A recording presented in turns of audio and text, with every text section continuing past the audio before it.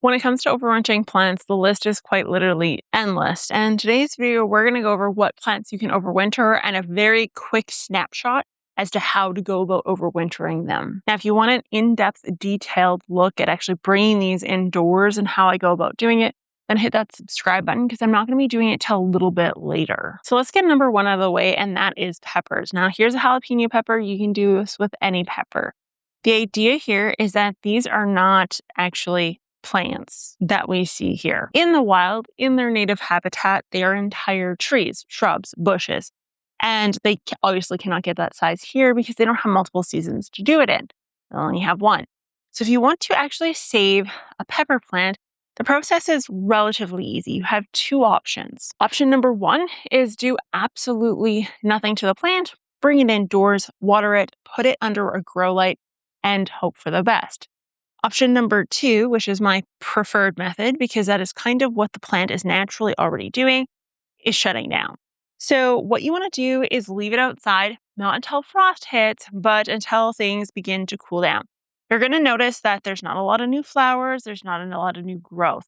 Once that begins to die off and stop, you want to go in and actually defoliate the entire plant, leaving you with just some stems. I have a video on this that goes into great detail. From there, all you're going to do is simply bring it indoors, keep it in kind of a dark, cool space until it forces you to put a grow light on it and start watering it and treating it like it's about to actively start growing again. The idea is you're putting it into a dormancy, which they naturally do on their own in the wild to an extent. You're just mimicking that in some way, shape, or form. The important part here is because you are bringing in an entire plant, roots, all of the plant as a whole, you're going to want to either repot it into new potting soil, or you're going to want to treat the potting soil you currently have. So things like predatory nematodes and predatory mites can actually help ensure that you don't end up with thrips, mealybugs, aphids, fungus gnats, you name it. So treat it with that. If I forget, I'll put some links down below, but if I forget, remind me. And then you will bring it inside, and that will help ensure that it doesn't infect your other plants. I would still quarantine it. I would not trust just the nematodes and the mites to do the job for you. Keep that in the back of your head. Number two is actually tomatoes. So it's not the same as peppers at all in any capacity. What you're going to do is you're actually going to clone your favorite tomato plant. So I did a whole video on how to get your tomatoes to ripen quicker. And in that, one of the things we discussed is actually topping of the plant. And what this means is actually removing the top portion closest to your closest cluster of fruit about 3 to 4 weeks before your first frost date. So approximately-ish now for a lot of Canadians. And from there, what you can do is actually don't throw that out. Tomatoes are notoriously known for adventitious roots. Now, these adventitious roots are not the little hairs on the stem. The adventitious roots are the bumps and the lumps on the stem. And if you put these in water, they will grow roots, and then you can pot them up, and it turns into a whole tomato plant. You're probably going to have to prune that tomato plant, keep it at an appropriate size to keep indoors.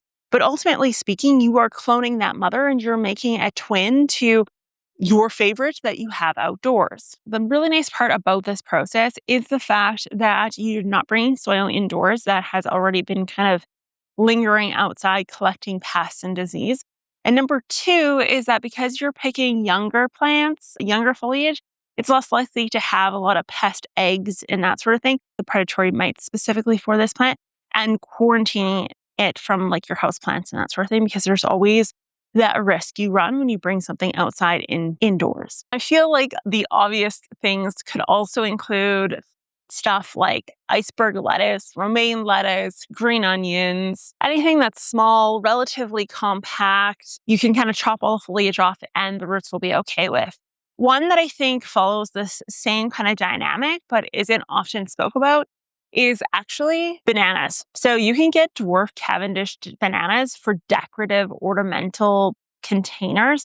But the reality of that is that you can save those the same as you can green onions. You can chop them down to the base, leave the roots in place, leave it in the pot, bring it indoors, allow it to kind of go through a false dormancy, and then it will begin to grow from that stem in and of itself. I have a couple Cavendish dwarfs in my possession that I'm going to be trying this with this year.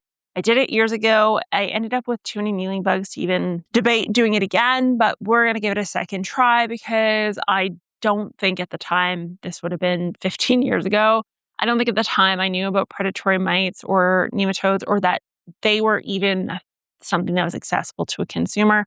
So we'll give that a shot. Next up is sweet potatoes. So these guys I actually am growing for the first time this year. And obviously you're not going to save the stems themselves, although you could take cuttings from these. I don't know why you would. But the tubers, you can obviously save the tubers and then grow from them. Now, I'm going to be building up my collection of sweet potatoes, which means that what I harvest from here, I'm probably not going to eat. I'm going to put it in storage and then utilize it next year because it's more sweet potato in my future. So I'm building up my seed bank or my tuber bank, if you will, in the world of sweet potatoes. But this rule doesn't just apply to sweet potatoes, it also applies to potatoes. Yes, there is some nuance here. There's a lot of people worried about potato diseases, and this is why potato seed or certified potato seed is best if you think you have a disease issue. It won't allow that disease to spread. Potato diseases are incredibly nefarious for causing major problems. So take this idea with some nuance. I personally have never ran into any issues, and I do it every single year with my regular potatoes. I have been for years, and I just get bigger and better tomatoes every year after. Now, like I said, I can do a whole video on little nuances when it comes to saving plants to bring indoors. The list is truly endless. You can do wandering dudes, you can do any sort of trailing plant you can think of.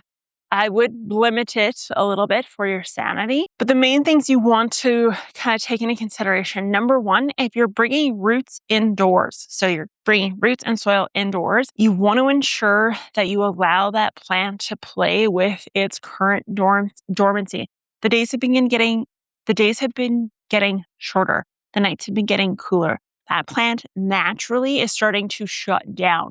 Which means if you bring it indoors and you immediately start watering and fertilizing it as though it's midsummer, the plant will get root rot and it will die. This can include the peppers. It can include the banana plant. Again, anything where the soil is coming indoors with you. Pests come with these plants, whether they're just cuttings or if they are the whole soil kit and caboodle. You want to use predatory nematodes or mites to help counter this. Yes, you can use sprays like Endol and that sort of thing. I just find that they don't work and they just don't work. So I personally don't go for those. I go for predatory bugs that you cannot see with your human eye, and they tend to work fantastically in this case. As always though, remember to quarantine these from your houseplants just so it doesn't cause any major issues. With that being said, if you want to learn more about what things you need to do in your garden in August, check out this video right here. And that is what Google says you should watch next. I'll talk to you guys next time.